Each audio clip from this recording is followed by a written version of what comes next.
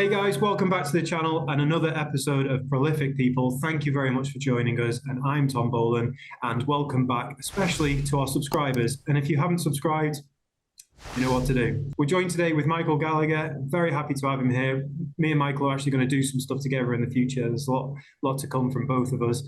But Michael has a property business and left uni early and decided to carry on and develop a business rather than stay in education. So welcome, Michael. Yeah, cheers, Tom. Thanks for inviting me on. Yeah, look forward to having a chat today. I know we've been in contact for a few months now, so yeah, look forward to having a chat with you. Yeah, I appreciate you being here and taking the time to have a chat with us today. Hopefully our viewers get a lot of value out of it. So there's a few things that we want to touch on today is you did drop out of uni, you've set up a business and you now work with investors and you're looking to grow that business. But do you want to just give us an introduction first of who you are and what you do?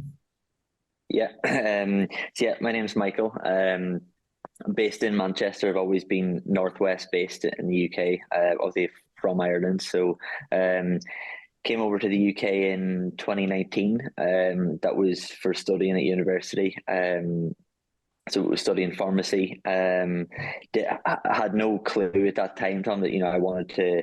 Always had an idea. I wanted to go into business at some stage. I didn't know what route that was. So initially, I was thinking, obviously, get an education and maybe set up a business in that area. So yeah, went to started learning about different ways you can use money and stuff. Learning about property, especially in the UK, because it's quite different between Ireland and the UK. The investment models, what works, etc. Even the economics behind it. So yeah, went on a property course. They had all different strategies and everything, and just thought that was the right thing for. Was very interested in it. Thought I could do well at it. So yeah, initially set up a property sourcing business. So it's obviously finding deals for other investors. And yeah, that was the beginning, and then obviously branched out into some other businesses, all still within property. And yeah, I'm nearly 5 years in now. So yeah, it's something I really enjoy, and yeah, it's a good industry to be in. It can be very successful. There's obviously a lot of demand for property, especially in the UK. So yeah, it's been good fun. It's interesting that you say you've been in it for 5 years, and it's not just a lucky streak that you had, because 5 years is quite a long time to be in it and still be in it and making a living out of it. But something else that you said there about being in Ireland and the economy around like investing and property and the finance, because I'm overseas as well. And if you're learning from people in the UK about UK strategies, it doesn't always work in the location that you are, especially if you're outside of the UK. So is that like an issue you were having if you were to invest in Ireland? Definitely, because for me, Tom, I come home nearly every month for at least a weekend or 4 or 5 days. So it's something that definitely I do want to get involved with. But obviously, I'm based in the northwest of the UK, so we're looking to buy it. You can buy houses for 70, 80,000 pounds. Rent them out for 550. So you're getting 9-10% yield on a buy to let. That in Ireland is almost unheard of. It's very difficult to make work. Prices tend to be a lot higher. There is obviously cheaper areas like every country has.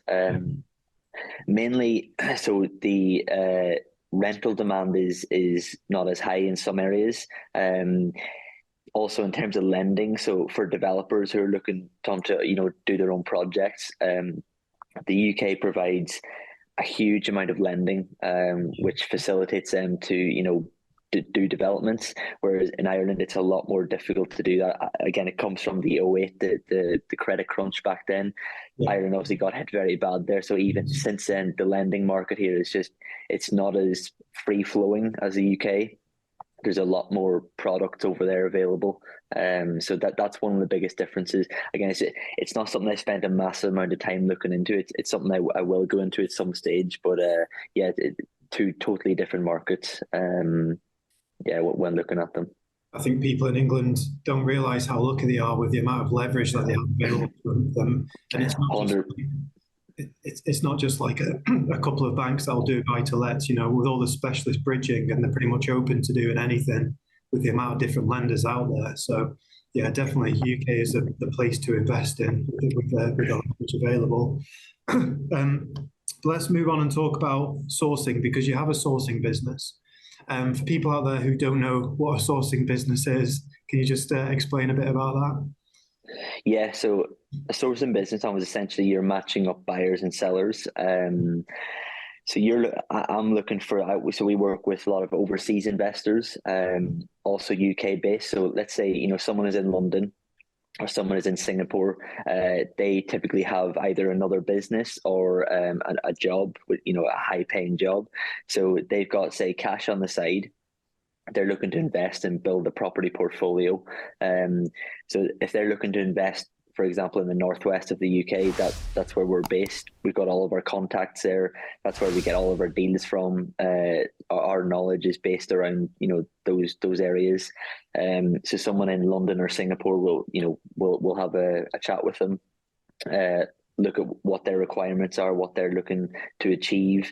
Every buyer, Tom, has different buying requirements. So some people is looking for £1 million blocks plus. Some are looking for 100k maximum on a buy to let. They're looking for maybe a 7% yield.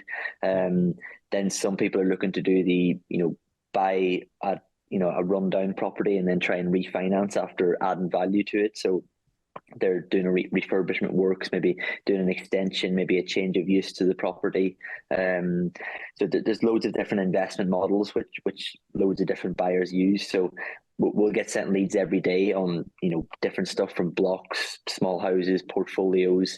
So we'll have a look at them, do the due diligence on it, and then send it out to clients. So whichever ones we think suits them, we'll send out, and then we'll take it from there. And then so we get paid a fee on completion. So yeah, that's how that model works. I guess.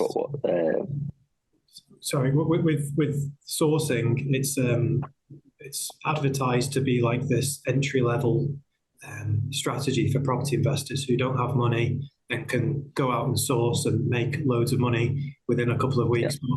But I don't feel that it is true like that, because I think if you're going to be selling a deal to an investor, you need to know exactly how that deal works. And I think you need to have some more experience behind it rather than just going in and sourcing a deal straight away and not really knowing the ins and outs. I think having some experience behind it also helps. And this is where education comes in as well, right? So you've gone down that path of getting educated, is that right? Yeah. So I had a coach down for. I'll say this as well. When I got started in property, Tom, I did not know a single thing. If you had asked me what bridging finance was, I didn't know what that was. I knew obviously what a mortgage was, but I was very clueless at the beginning. So it's for anyone looking to get started, you don't need to have a background, but you've got to understand that you don't know very much, that your knowledge is on a very basic level. So even anyone can find deals. If you can find good deals, you can sell those deals on to qualified buyers. So for me, if, for example, looking to buy property, if some, let's say a builder, for example, who doesn't know anything about property investing, he could send me a lead and I can do my own due diligence on it. The issue I have is when people start sending deals out with their own due diligence, but they don't understand either the property, the investment model, or that area, that's when it can get very messy. So if they're, for example, stating this property is worth 150k and we've secured it at 100k, if that property is actually only worth 100k, then you're obviously misleading an investor on the deal itself. So it's something that for anyone that's getting started to be very careful with. So it's as you say, it's a lot more complicated than I think a lot of people think it is. We put a lot of time into due diligence on stuff, before anything gets sent out. Even it's not even on the numbers, Tom. So a big thing for us is that every deal is deliverable. So if we have a seller, for example, who needs a completion within 8 weeks, there's no point in us saying that you can buy that property with a mortgage, because it's highly unlikely it's going to get done, within a 6 to 8 week time period. So we then understand at that point it's got to be a cash purchase, and we've got to say to the investor it's got to be done by this date, so it's within 6 to 8 weeks. There's a lot of different moving parts to when you're working with the buyer, a seller, working on the deal. And then obviously, even as things are going through legals, there's things change. You get a survey done, maybe there might be Japanese knotweed out the back, there might be structural issues within the house. You have to go back and renegotiate, all different tricks you can use to negotiate with sellers, and then working with buyers, because obviously as a sourcing agent you work on behalf of the buyer.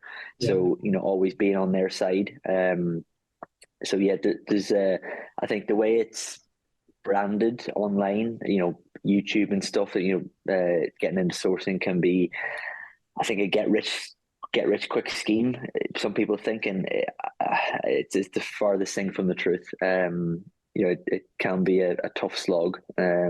Also, when you get a deal agreed on that you don't get paid until completion, so that can be could be 6 months, probably at the earliest 4 to 6 weeks, which is still very, very tight timeline. So you've got to have a very strong pipeline to have regular cash flow coming in. There's some people that say like they take the fee and then they hold the fee, but they don't actually hold the fee, do they? So they've not been paid until the completion. That fee, even if they have charged the investor they're selling the deal to, it's held in an escrow account, right? So they've not actually made any money until completion.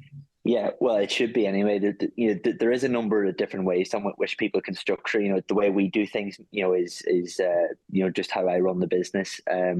So people take a fee up front, even sometimes without finding a property. So we take a reservation fee on everything. That's to protect our side from buyer. So if they decide to pull out, we can't do anything with that deal then. So obviously, we have terms and conditions and everything, but the fee is then paid on completion or exchange of contracts. So yeah. Another thing you said about due diligence as well, because it's your reputation on the line, right? If you do your due diligence and think it's correct, but it's also up to the buyer to do their due diligence as well. If they find something that you've not found, then you've lost out on selling that deal, but you've also lost your reputation with that investor. Yeah, 100%. And for me, Tom, I can never stress this enough. But your reputation is, within any industry, your reputation will get known very quickly. So, you do a couple of bad deals, it doesn't be long getting around. You get a bad reputation, it's tough coming back from that. We're very careful of it. At the same time, it's like anything, Tom, it's very difficult to get everything right. You're never going to be bang on, on a refinance value. You're essentially guessing, because I'm not a valuer. So if that buyer looks to refinance with a specific lender, you're getting a valuer to come out. We're only essentially estimating whenever we're looking at a deal initially. We'll obviously be hopefully as close to that as possible. Again, it also comes down to if something needs a lot of refurbishment works, Tom, or even a change of use, so let's say from a commercial to a HMO, I can't control the delivery of that project. So once that buyer is completed on that, I'm no longer involved. So if they end up overspending on the refurb by 30K because they had a ship builder involved, that's got nothing to do with me. So the buyer takes on the risk. They're the one that's actually buying the property. So that's there's certain things that are outside of control of a sourcing business. Our job is essentially find the leads. Obviously, speak to the client. We both look at it, both do due diligence on it, and then take it from there. So on this channel, we like to talk about multiple streams of income, because I think it is important not just to have one set income, because if you lose that, then obviously you've no income. So you have an income from your sourcing business, but you also do the rent-to-rent strategy, something that we've spoke about already on this channel. So do you want to tell us about that and how's that going for you? Yeah, so that was a couple of years ago. Obviously, the strategy of rent to rent was becoming very popular. I think again the reason it took off was because it was a low entry, very easy to get involved with, um, and yeah, I thought I started reading into it a bit more, and figured out let's give it a go. So started looking into it a bit more. I spoke to a few people that were doing it successfully. So my model was city centre locations. Well furnished apartments, so sort of higher end um, finish. So providing a good product to the customer. And yeah, so started speaking. I was in Liverpool. That's where I was based at the time, and started speaking to developers around there. So yeah, got one building. Spoke to the developer on it. Explained what we were trying to do. So essentially leasing the apartment from them and then running as short term accommodation. And yeah, it was quite good at the beginning. And still, we have 14 apartments now. In Liverpool is scaled up with that developer again, got on board. They were happy with how everything was running. And yeah, it's a profitable model if obviously again get your numbers right. So obviously you can't be overpaying on rent and stuff. And then obviously your service to getting guests in, so marketing, etc. And then obviously providing a good service is key. Like any hospitality industry, Tom, usually come January, February tends to struggle. Into the summer months always does quite well. It is as a model, Tom, going forward. It's not something I don't think I back long term. So we're slowly just winding down on those units, but I think the model definitely works. You've got to get a number of factors right. There's a lot of moving parts with it. So obviously the management of them. It's a very fast-paced industry. So I think that was one of the biggest things for me, Tom. Initially, property can be very slow in general. So when you're buying property, you're dealing with solicitors, estate agents. Things move very slowly. Whereas the hospitality business is 24/7. It's a guest checks in. You've got cleaners doing cleans every day. There's checkouts. Something goes wrong in the apartment, needs to be seen to right away. Yeah, so I think that was the biggest change. It's a total, it is property at the end of the day, but it's a hospitality business. I think if you don't look at it that way from the beginning, you get left behind very quick. But yeah, definitely, it's a good model. It does work. You've got to get a number of things right.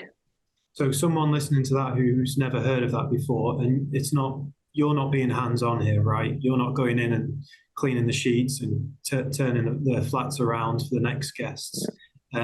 This becomes quite a systemized strategy, right? Yeah. So you've got a lot of people involved. So you've got cleaners, you've obviously got a management company looking after it, or if you've got your own in-house management, you've probably got VAs and stuff. You've got a lot of moving parts. But again, you get the right team on board, and you can do it quite well. Yeah. So moving forward, because if you are you're still doing your rent to rents, but you're looking to slow that down a bit. So we spoke last week, and you said you're looking to do flips as well, which is another great strategy, another great way to build a good pot of cash if you do it right. So is that what you see your future heading? I've done a couple times. So I was selling actually one at the minute as well on the Whirl in Liverpool. It's a strategy I do like. I think it's again we're in a market now, the property market, where selling property in the last 2 years has been very strong. Obviously the market has been going up, very very volatile. There's a lot of buyers, not much demand. So definitely it's a good strategy. You've got to get your numbers right. One thing I will say with flips, Tom, what I like is doing flips on lower end stock. So that for me is in the Northwest 0 to 150k.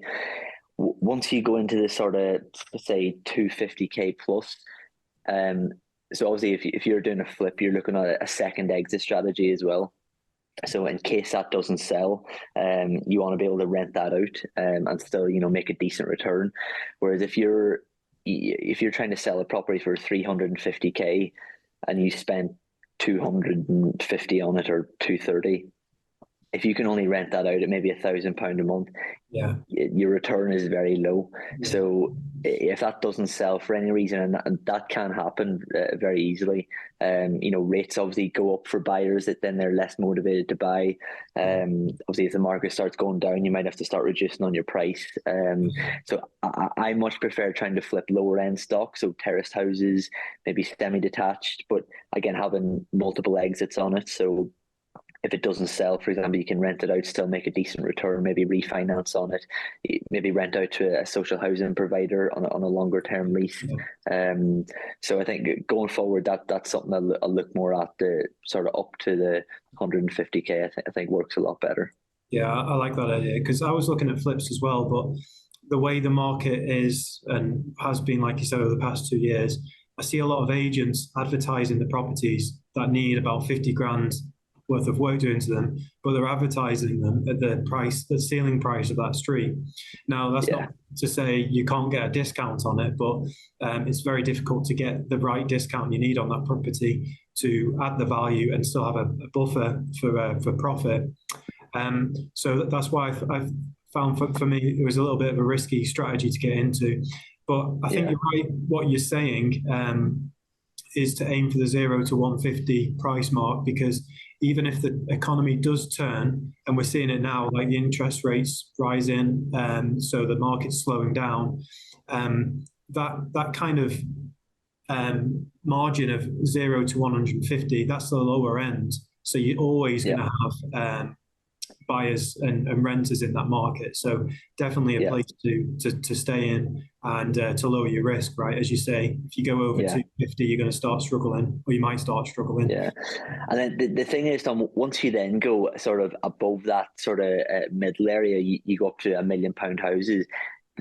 Those types of buyers don't get affected by economy, because they're usually cash rich. So, anyone who's buying, £1 million home, they're usually not worried about where the economy is going. So it's sort of that middle ground. I know a few developers who are building, big multi-million pound, developments, new build houses, and, speaking then that they've not got an issue about looking to sell them. They may have to reduce price slightly, but it doesn't, the economy doesn't tend to affect the higher end market.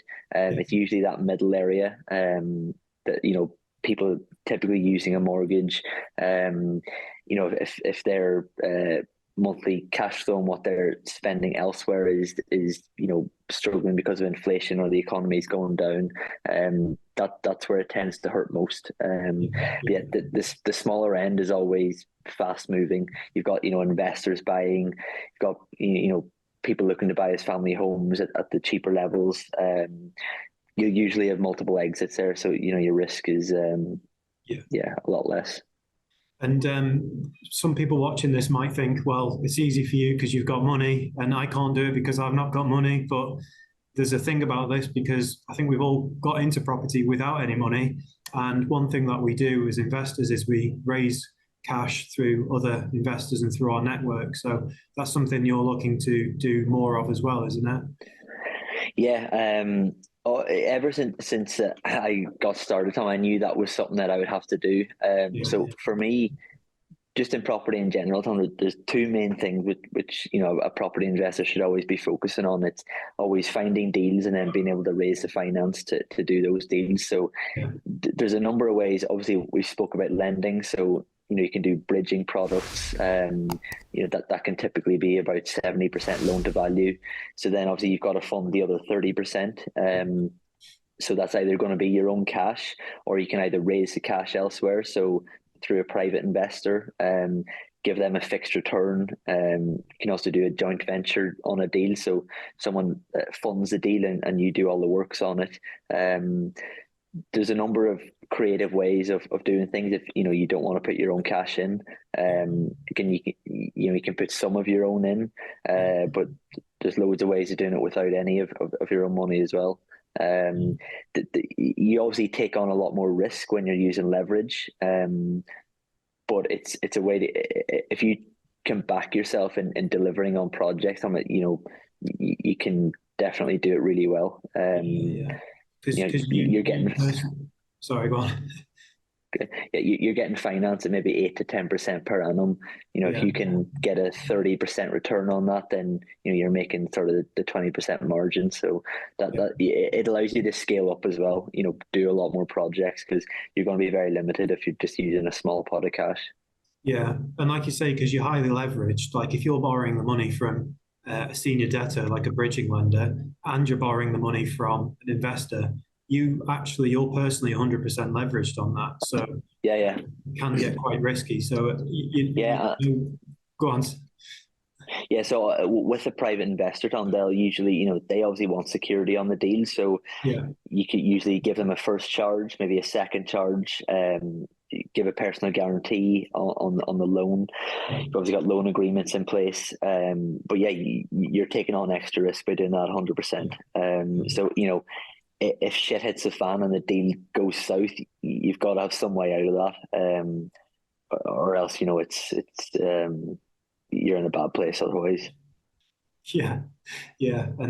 So this is where education, I think, is very important as well, and just starting small and getting that experience. And something we're looking to do is, because we like to do large deals, but not everyone has hundreds of thousands of pounds sitting in their bank. So the way I'm looking at it now is, well, if we get 10 people together and they've all got 10, 20, 30 grand each, then you can go and do these big deals where originally people would go, oh, I could never buy a property like that.